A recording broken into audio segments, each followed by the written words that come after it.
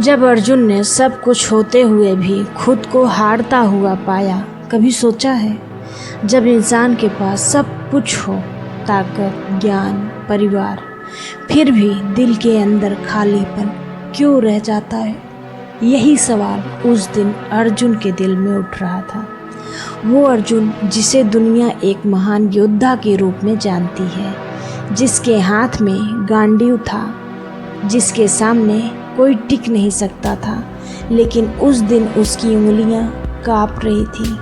क्या आप जानते हैं जीवन में सबसे बड़ी हार कब होती है? जब इंसान खुद से ही हार जाए। कुरुक्षेत्र का मैदान तैयार था, शंख बज चुके थे, धूल उड़ रही थी। हर योद्धा अपने अपने संकल्प के साथ खड़ा था, लेकिन अर्जुन वो खड़ा था पर अंदर से पूरी तरह टूट चुका था। उसकी नज़रें सामने खड़ी सेना पर गईं और अचानक उसका दिल बैठ गया, क्योंकि सामने दुश्मन नहीं, उसका अपना परिवार खड़ा था। भीष्म पितामह, गुरु, द्रोण, मित्र, रिश्तेदार।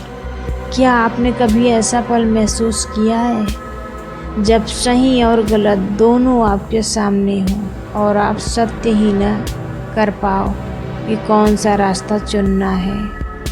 अर्जुन के हाथ से गांडीव छूट गया। उसने धीरे से कहा, मैं ये युद्ध नहीं लड़ सकता। उसकी आवाज़ में डर नहीं था, बल्कि एक गहरा दर्द था। अगर जीत भी गया तो किसके लिए?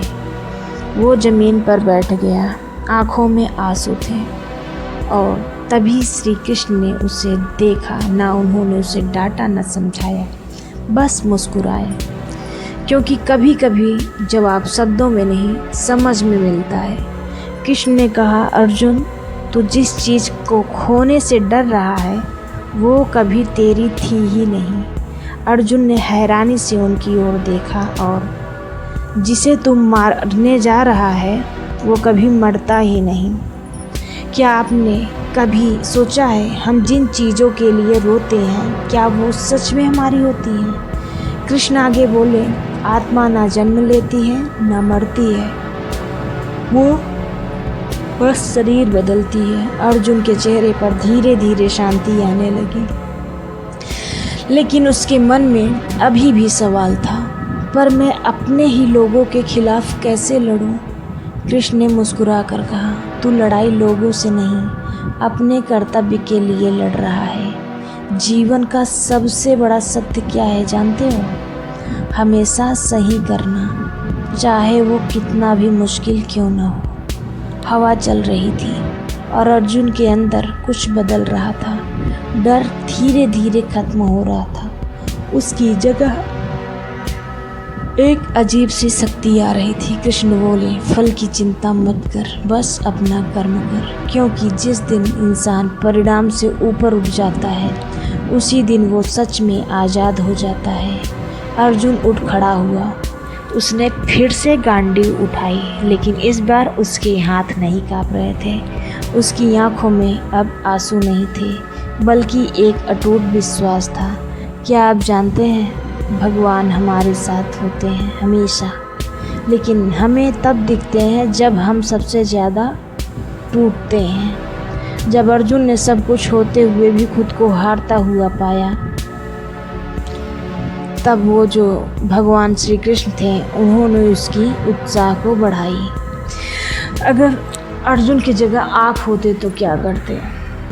सामने आपका पूरा परिवार होता, आपके विपरीत दिशा में आपसे युद्ध करने के लिए, क्या आप अपनी तीर या फिर तलवार जो भी हो चला पाते अपनों के ऊपर? महाभारत जो है बहुत ही अच्छा ग्रंथ है, इसे ज़रूर पढ़ें, मन को शांति मिलेगी। भगवान श्री कृष्ण ने अर्जुन को उपदेश दिया था, वो सबके लिए उपदेश था। और अर्जुन के रथ के ऊपर जो झंडा था उसका नाम कपिध्वज था। बजरंगबली उसमें विराजमान थे, क्योंकि उन्होंने अर्जुन से एक बार शर्त हार गए थे बजरंगबली। तो अर्जुन को भगवान श्री कृष्ण ने बोला था कि भविष्य में इनकी सहायता लेंगे। इसी दिन के लिए जो है श्री कृष्ण ने बजरंगबली को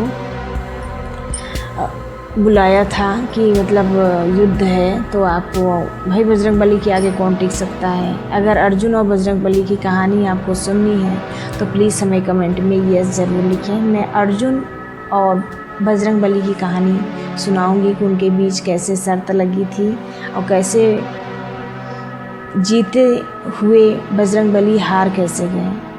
मैं आपको ये स्टोरी सुनाऊंगी। उम्मीद करती हूँ ये कहानी आपको अच्छी लगी, और अगर आपको वो कहानी सुननी है तो प्लीज़ हमें कमेंट में ज़रूर बताएं।